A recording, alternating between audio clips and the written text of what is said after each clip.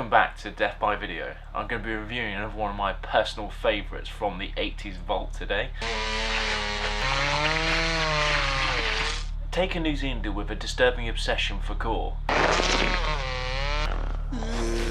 Derek! Bastard! A virtual cast of unknowns and the idea for a script that allows aliens to use human beings as the latest intergalactic snack, and you've got bad taste. Literally.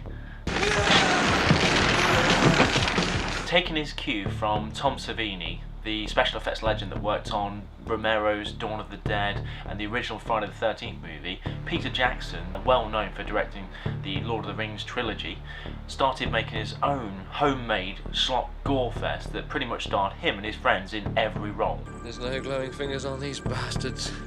We've got a bunch of extraterrestrial psychopaths on our hands. It took nearly 4 years to complete, but it's a film that made Peter Jackson the creative but unusual force to be reckoned with. The aliens are led by this oppressive figure known only as Lord Crumb, who is determined to make humankind the latest exotic taste sensation to sweep the solar system. Tomorrow we're having you for lunch. Crumb plus his horde of scummy third-class alien labourers replicate human form and farm the small town of Kahoro. I must impress upon you the importance of remaining in human form, no matter how awkward, uncomfortable and ugly it makes you feel. Kahoro, roughly translated from the original Maori, means fast food, kind of revealing the fate of the townsfolk. This is what's left of the people from Kahoro.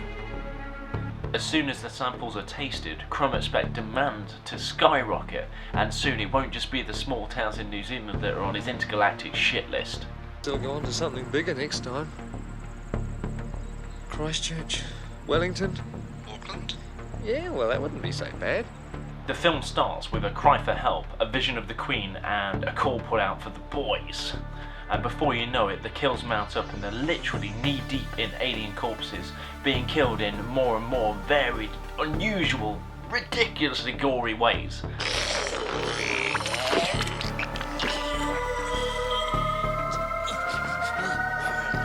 The first is my personal favourite, as a Boris Johnson lookalike has his brains explode in a shower of ketchup and offal, and later on is devoured by a ravenous Robert played by Peter Jackson himself.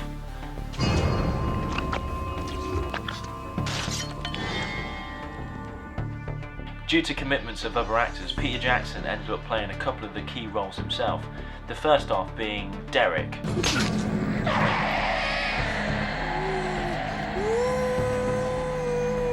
An absolute unhinged lunatic who apparently is part of a team sent to repel the alien invasion by AIDS, an unfortunate acronym for the government department that sent the team in to investigate the problem.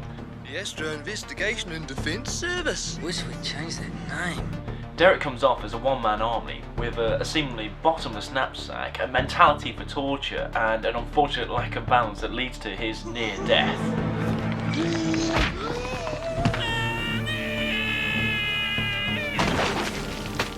But despite falling off a cliff and losing most of his brains, he manages to keep them in by using whatever implements are nearby, but ends up looking like a combat-ready Doctor Who from the Tom Baker era.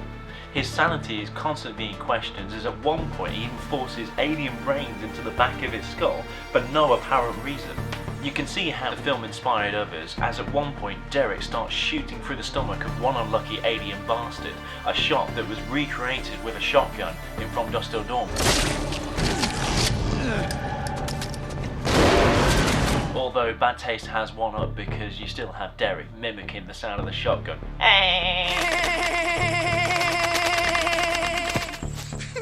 Mix in some subtle nods to obscure Monty Python references. The fact you've got the shocked expression on the cutout of Paul McCartney as blood and intestines fire at its face is worth it alone. Over-exaggerated action sequences punctuate the film's third act as Ozzy, Barry and Frank start battling the aliens on their home turf.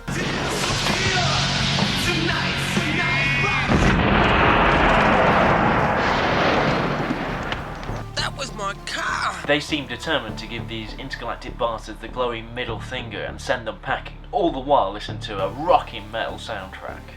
Ah, that's elevator music for headbangers. It seems that some of the aliens start to favour the 3D glasses style because you start seeing the same guy again and again. Those looking for the purest example of a cult movie will find it in bad taste. I don't think you can make a film in New Zealand unless you have an exploding sheep.